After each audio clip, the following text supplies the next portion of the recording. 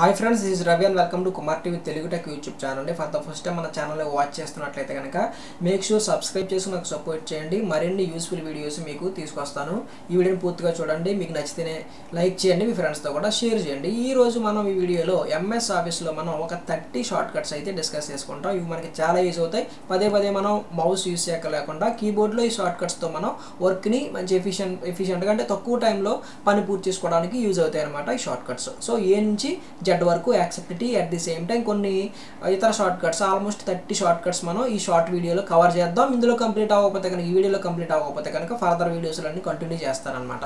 ఈ వీడియోలో 30 కవర్ అవ్వకపోతే మనకు అప్కమింగ్ వీడియోస్లో కవర్ చేస్తాను మిగతా short cuts. First of all మీకు ఈజీగా అర్థం అవడం కోసం నేను ఒక పారాగ్రాఫ్ని అయితే ఇక్కడ టైప్ చేసి పెట్టాను. By using this I will be explaining all the short cuts. So first of all Ctrl+A ఈ షార్ట్ కట్స్ అన్ని కూడా కంట్రోల్తో యూజ్ చేసేవి, అంటే కంట్రోల్తో పాటు మనం యూజ్ చేసుకోవాలి. First of all Ctrl+A short cut. Ctrl+A short cut దేనికి యూజ్ అవుతుందంటే మనం ఒక డాక్యుమెంట్లో ఉన్న డేటా అంతటిని సెలెక్ట్ చేసుకోవడానికి, మొత్తం ఉన్న డేటా అంతా ఎన్ని వందల పేజీలు ఉండనివ్వండి ఆ డేటాలో ఆ డాక్యుమెంట్లో ఉన్న డేటా అంతా కూడా సెలెక్ట్ అవుతుంది. ఇక్కడ ఒక్క పారాగ్రాఫ్ మాత్రమే ఉంది.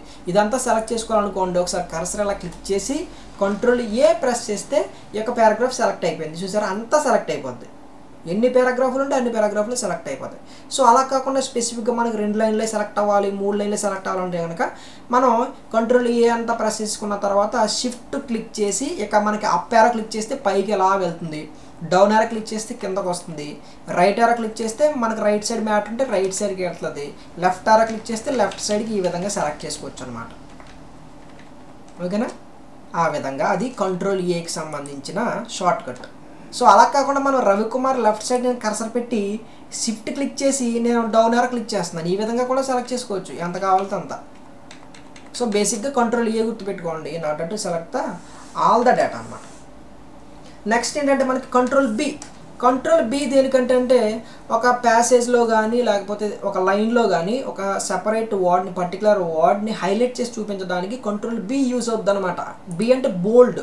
In order to highlight a particular word we can use Ctrl+B అనమాట. ఫర్ ఎగ్జాంపుల్ ఇక్కడ రవికుమార్ అనే యొక్క ఈ నేమ్ని కొంచెం హైలైట్ చేసి చూపించాలనుకుంటున్నప్పుడు నేను దీన్ని సెలెక్ట్ చేసుకుని Ctrl+B మనకి నేను క్లిక్ చేస్తే కనుక చూసారా, రవికుమార్ అనే వర్డ్ కొంచెం ఏదో బ్లాక్ పెయింట్ వేసినట్టు కొంచెం బోల్డ్గా లెటర్స్లో వచ్చింది.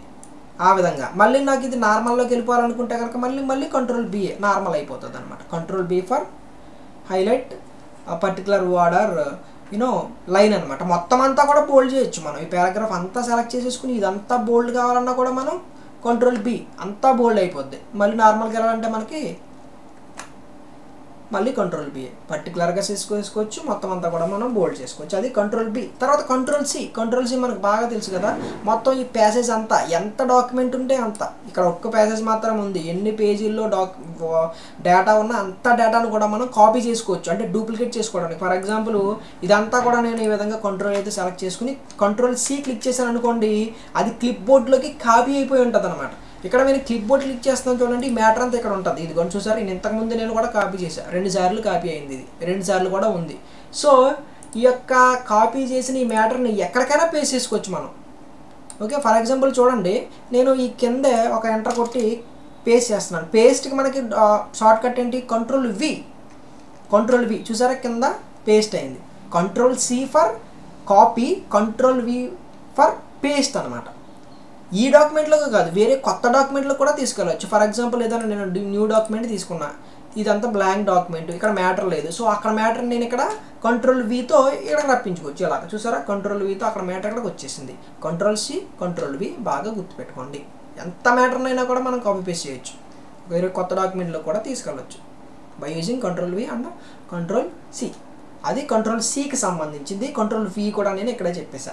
నెక్స్ట్ ఏంటంటే Ctrl+F అనమాట. ఇది మనకి చాలా యూజ్ అవుతుంది. Ctrl+F ఏంటంటే మనం పర్టికులర్గా ఒక 10-20 పేజీల్లో ఏదైనా డేటా ఉన్నప్పుడు, ఫర్ ఎగ్జాంపుల్ మీరు రవి అన్న చోట రమేష్ అని రాయాలనుకున్నారు, అంటే మీరు తప్పుగా ఎంటర్ చేశారు ఒక నేమ్ రవి అన్నది. మీరు ఎక్కడెక్కడ రవి అనేది రాశారు తెలుసుకోవాలనుకుంటే కనుక, రవి ఎన్నిసార్లు వచ్చాడో తెలుసుకోవాలనుకుంటే కనుక Ctrl+F క్లిక్ చేస్తే ఒక డైలాగ్ బాక్స్ ఓపెన్ అవుతుంది. ఇక్కడ అడుగుతుంది చూడండి, మనం ఫైండ్ వాట్ అని. మనం ఏం కనుక్కోవాలనుకుంటున్నాము, రవి కదా, నేను రవి అనేదాన్ని ఎగ్జాక్ట్గా టైప్ చేసి ఫైండ్ నెక్స్ట్ కూడా కొట్టు. అది చూపిస్తుంది చూసారా, రవి అనేది ఫస్ట్ చూపిస్తుంది. ఇంకెక్కడన్నా ఉందా Ravi?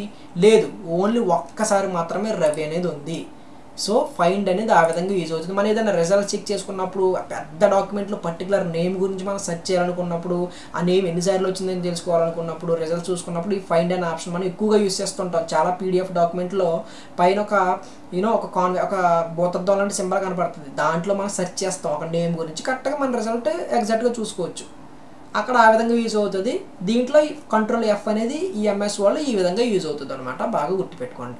At the same time control H కూడా ఇదే సేమ్ ఓపెన్ అవుతుంది. కంట్రోల్ హెచ్ కూడా సేమ్ ఇదే ఓపెన్ అవుతుంది. At the same time control G కూడా సేమ్ ఇదే ఓపెన్ అవుతుంది. ఓకే, కాకపోతే పేజ్ నెంబర్లకు సంబంధించిన విషయాలు తెలుసుకోవడానికి ఈ ఫైండ్ కంట్రోల్ ఎఫ్లో అడిషనల్గా ఇంకో ఇన్ఫర్మేషన్ కూడా చెప్తాను మీకు. చూడండి, రీప్లేస్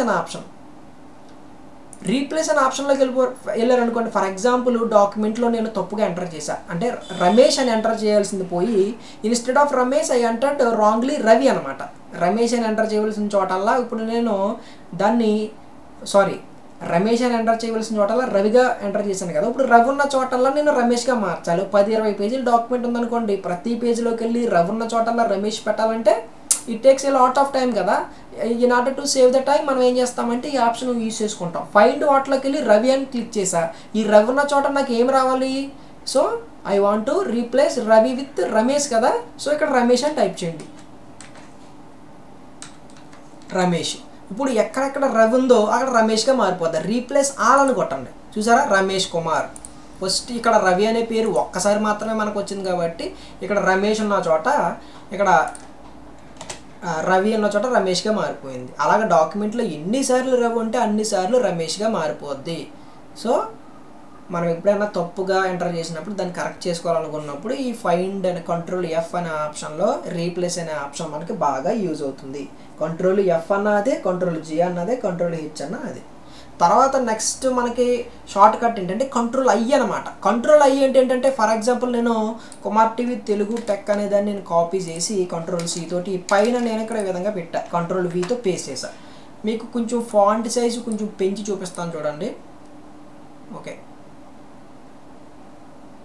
ఫాంట్ సైజ్ పెంచా. ఇది నార్మల్ లెటర్స్లో ఉంది, కుమార్ టీవీ తెలుగు అన్నది నార్మల్ లెటర్స్లో ఉంది. ఇది బోల్డ్లో కూడా లేదు, బ్లాక్గా ఉంది కదా, బోల్డ్ అనుకోకండి. లెటర్ సైజ్ ఇంక్రీజ్ అయింది కాబట్టి అలా కనపడుతుంది.